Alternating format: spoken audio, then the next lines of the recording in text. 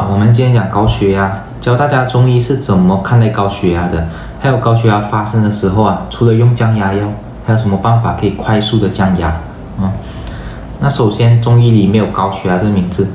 这是后来人发明的。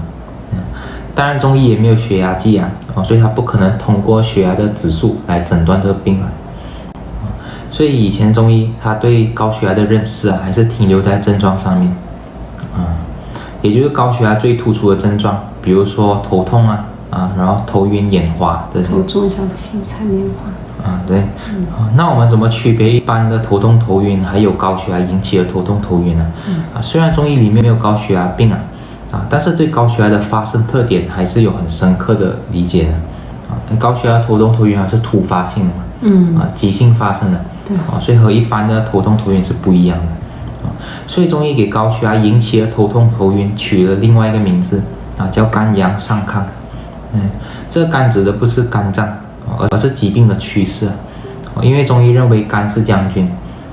将军一般性格都比较急嘛，暴烈暴烈对，所以凡是发生很急很突然的这个病情中医都会归为肝的问题而且中医喜欢取类比象比如高血压的时候，我们会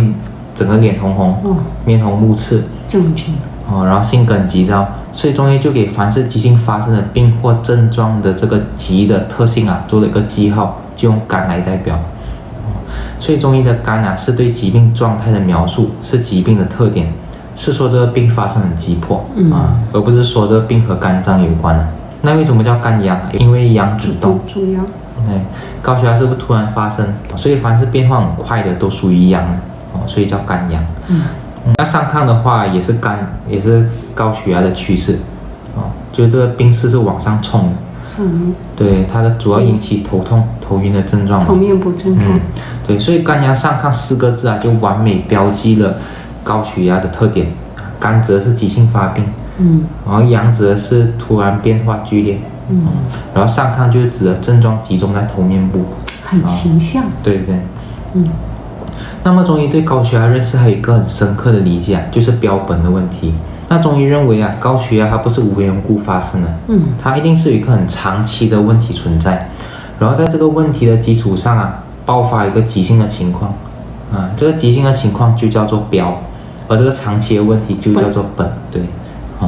那高血压突然发生的时候，它是一时性的，可能几分钟几个小时就完了，症状就没了。对，很少说一个人长期头痛头晕对躺下来可能就血压那可能就其他病了，是吧？那么这个慢性病引起的急性症状就叫做标，它只是一个现象而已但是这个现象也不好受头痛头晕很不舒服嘛，所以也是要治疗。那中医就叫做治标这时候不管你的慢性病是什么，最重要是把你的血压降下去就可以了和西医是一个道理那中医就把这治疗方法叫平肝潜阳平肝就是把急性的情况平复潜阳就是把这突然发生的剧烈变化还有上亢的症状潜下来就是这个意思。那么中医历代总结出很多实用有效的办法来快速的降血压，我们今天给大家介绍几个第一个就是放血。大家可能一想到放血就会怀疑放血的合理性，因为大家一想到就是那个欧洲医学历史上放血是放点点少少。对中医的放血和欧洲以前放血的概念是不一样的欧洲放血是因为他们认为人血液太多会引起疾病所以比如说好像发烧的话是因为血液太多引起他就要给他放到不烧为止所以他们可能是几升这样放的所以很注重量。而在中医里不是这样认为中医说放血是为了开闭对简单来说就是释放压力改善循环，对吗所以中医很有现代医学的对，从物理学对吧释放压力所以中医不注重量很多所以有时候病人时常问放血是不是放得越多越好为什么会有这样的问题是因为很多人觉得放血是要放掉毒素你血才有毒素嘛对所以越放越多越好但其实没有那么简单。如果真要通过放血来排毒那个量哦，可能跟欧洲医学差不多，要几升几升这样。换血了。对，那会死人了。换血大换血是吧？所以中医强调放血是释放压力所以只需要几滴不用很多。而且中医比较看重放血的位置既然是为了降低血压那么最好办法就是疏导是吧？所以中医会在远端的部位放血。是这么多吗？比如说四肢、手脚、手指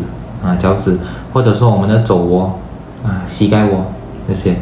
这些部位都是释放压力的最有效的地方，而且也是长期临床很有效的办法，一般可以快速降低10到20个单位的血压。不过放血的要求大家有专业的训练，不能随便放除非你真是没有办法，死马当活马医而且有的人不适合放，对，刚好在吃抗凝药或者是对这个也要判断一下所以大家不太会操作就不要用安全第一但是放血的确是最快的办法所以以后我们有机会做视频和大家讲讲这个放血操作的方法。我们在讨论看谁做模特抽签的对吧？那么第二个办法就是远端刺激就是通过神经反射刺激的也是远端的神经扎你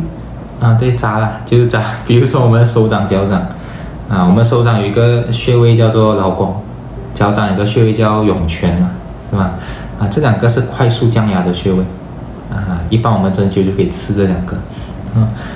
那么它们可以快速的激活我们的副交感然后放松我们的交感神经对，所以对于因为情绪引起的这个高血压效果比较好。那不用针的话，我们也可以用指针就是用手指按压但这时候用涌泉的效果会好一点，因为它刺激性强。或者拿一根铅笔之类的类似对筷子都可以啦。对，大家可以用拇指去按压两个脚底的涌泉穴，或者用一些工具筷子这些然后每个3到5分钟要求有酸胀感就可以了。一般可以快速降低5到15个单位的血压，很快对这效果是慢一点点但是比较安全比较安全有效。对如果不敢放血不敢用针的话，就可以这样子用再来就是吃药这个也是很安全。用什么药中医认为高血压是肝阳上亢，人的那个能量是往头上冲那么降压就很简单对，就倒着走，把它人体能量往下引就可以了所以中医里就会用到所谓的泻药。这个不是让我们拉肚子的泻药，是泄气的泄就好像一个气球一直膨胀要爆炸然后我们在下面扎一个洞给它泄气那么中医里有什么药有泻的属性就是味道苦苦的药，酸苦有泻。对，所以说中医说苦泻基本上只要是苦的东西都有降压的效果比如说很多青菜都有降血压的作用因为青菜的味道就是微苦的比如大家最常听的就是芹菜降压是吧？那么在中医里就有一个特别的方子能够帮助大家快速降压的，就是三黄泻心汤哪三黄这里面3味药黄连、黄芩、大黄都是很苦的药。对，怎么喝？不用煮，就拿热水来泡就可以，泡个3-5分钟就可以了这个降压效果也是很好那么这个药怎么作用很有意思。这3味药它会引起肠道的剧烈蠕动不这样对，那肠道蠕动就需要血液循环供氧对吗？所以它就会把头上的血液分流到肠道对，也是疏导的作用，减轻上面的压力那这3味药我时常会教病人去让药房备好每味药5克就可以了放在家里有需要就可以拿来用因为这3个药不只可以急救降压，而且扭伤撞到红肿急性或者身体有红肿热痛的地方也可以用外用消肿那效果也很好所以大家家里可以备一点最后提醒一下大家，这些方法主要是给大家一个参考什么情况下可以用，不要乱用三黄泻心汤什么情况下可以用比如说有很多人发生高血压但是又不是很严重他又不想吃降压药那么就可以参考这些方法辅助或者有的人吃了降压药也降不下来那么也可以用看这些方法还有就是如果高血压很严重了要紧急送医院了那么这时候时间就是生命你拖延多1分钟，那可能它后遗症就会很严重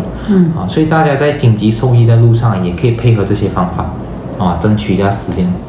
好，我们今天视频就到这里我们下次再见。